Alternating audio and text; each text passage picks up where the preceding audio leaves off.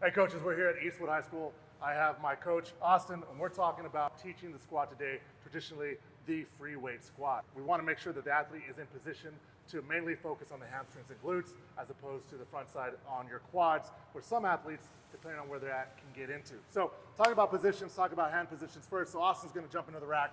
He's going to have his hands positions outside of his shoulders, not too wide, where he feels comfortable outside of his shoulders there. Now as he jumps back into the squat, we're making sure that it's going to be the barbell. We're teaching a high bar back squat today. So a lot of times you don't want it on top, you want it on top of the traps as opposed to on top of the neck. So that's what we're looking for here. So as he loads himself, he's under the bar. He picks the bar out from underneath him, steps back half a step. And what we're teaching today is foot position. I like to teach a forward toe position. So he is outside of his shoulders, making sure that his feet, we're looking at about the ankle to the outside of his shoulder. So I'm going to widen them up just a little bit. Okay, this position here, toes forward. And we're talking about toes forward squats. What we're doing here is making sure there's enough tension through the legs that we're actually making sure that there's a lot of stability through each joint. And the way we do this is throwing his big toe is going to grip the ground. That's going to create and force an arch for stability through the ankle. Next thing he's going to do is spread the ground open or twist out. So basically you can see what happens to his foot as he makes that movement, and he's making sure that everything is pushing outwards. You don't want to have all the weight on the outside of the foot. You still want to be here, but you're kind of trying to rip the ground open apart from the inside like you had a paper and you're just trying to spread the ground or keep it tail tight between your legs. Okay, from this position, what that does is turn on the glutes, turn on the hamstrings, create a lot of torque through the ankle and the knee, creating stability. And as he squats, he's going to make sure that his hips and his knees bend at the same time. He's pushing his hips down and back from that position. And once he gets into a solid position, what we're really looking for is not all the way depth. We're not bottoming out, especially with a toes forward position. You're not going to be able to get that much depth when you squat. And so we're looking for the athlete not to change in movement. As long as it's solid movement, we don't care what the depth is, right? So if we want him to squat with depth and all of a sudden his chest kind of collapses or his knees collapse or his ankles start to collapse, we want to stop it there and bring him back up. Biggest thing also is that we're nice and controlled coming down, and as we get out of the hole, we are being as fast as we can out of the hole, driving up. Whether it be a barbell, whether it be loaded, we're thinking be fast no matter what it is. Even if as the bar gets heavier and heavier, he's going to be moving a lot slower, we're still thinking speed and power, driving every opportunity we have to create power with the athlete. All right, so as we go down, we also want to make sure that his elbows are not driven behind the bars. You see this a lot of times. If the elbows come down here in this position, what that does is actually help set the lats up, create a lot of tension in the upper body so you don't lose it as you come down. So basically the upper body does not collapse. We can drive the elbows in and we can turn on the lats, which creates a lot of stability here. The last thing where we really need to focus on is not doing a kind of a hyperextension here as we squat and really pushing the butt out. This needs to be nice and tight, so we're kind of creating a very flat surface here. We don't want to see the rib cage as he gets ready to squat. A lot of times kids will push their hips out, push their chest forward, and you see a lot of rib cage here. That means the trunk is off. When the trunk is off, you're basically unstable, right? So we want to make sure that we're not firing a cannon out of a canoe, as they say.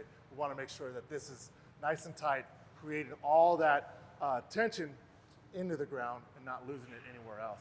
So let's go ahead and re-rack that. Now there's a lot of ways to teach a squat.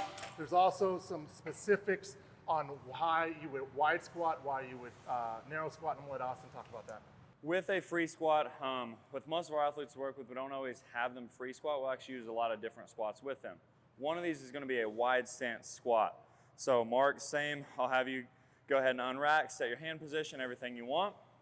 With our wide stance squat, if I have an athlete that I know their hips just aren't strong enough, I'm going to help them learn how to squat here. One way we can tell is if their 20 to 40 yard sprint isn't very fast, I know they need more hip development. So Mark, let's go ahead and bring your stance in just a tiny bit more. So I just want you to go ahead and do 3 reps right quick. Just 3 easy reps, yep. Cool, cut it there on that second. I'm gonna have you come in just a little bit closer. So Mark's knees are wanting to collapse in really hard, so he's not gonna get to go out as wide. I'm gonna have to bring him in just a little bit so he can keep these knees open. Okay, let's try it again.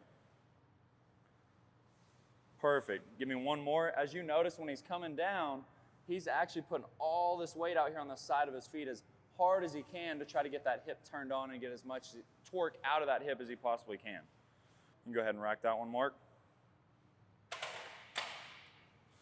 We also have another squat stance that we like to use, which is a very, very narrow stance. So I'm going to go ahead and let you show that one to us also. This is going to be one that we're going to use more often if we have an athlete that is very slow on their start. So you hear people talk about all the time with athletes, we need a faster start. So what we're going to do there is we're going to really put the athlete in a position to highly develop that VMO and try to get some more force out of there for a 0 to 10 yard on a sprint. So what we're looking for with this, I want Mark to try to push his big toe down as hard as he can in this ground. From there, all the same cues are going to stay. We're going to try to torque our knees open, getting our hips turned on, and as he descends into the bottom of this, I want him really driving this knee forward as hard as he can. Once he gets to his depth, so here with him, good, he's going to stand. Mark, you can try to turn your toes open a little bit more, see if that's a little bit more comfortable for you. Good, try one there. Open that knee hard, hard, hard, hard. Good, I like that one better with you. So a lot of times, you can go ahead and rack up, Mark. You'll see athletes start to, if they don't open up their toes enough, they'll get stuck in this position where they can't get down any further. Well, we want to get range of motion so we can really hit the muscle here for that sprint. So if we open up that toe a little bit more, they're going to be able to get their depth a lot easier in that squat, which, you know, like we said, we go back to our first squat. The depth doesn't necessarily matter with athletes. We don't care if they're hitting parallel, below parallel here on these squats. What we're trying to do is, with this very specific close stance squat, is build this. To build it the most effectively, we need to have him hit depth. So when you're talking about leg drive, you're talking about even jumping position, you're going to use the anterior a lot more Absolutely. than you would for top end speed. So when we're talking about traditional squat, we went over kind of the outside the shoulders, toes forward. That's a general squat to develop general strength among all athletes. And once you start kind of dialing it in to the individuality of the athlete and where the athlete needs to develop strength, that's when you can start playing with it, playing with different implements on the bar, in the seated position, as well as foot position. So these are just a few options to look at when you're coaching athletes through their position. Absolutely. Love it. Awesome.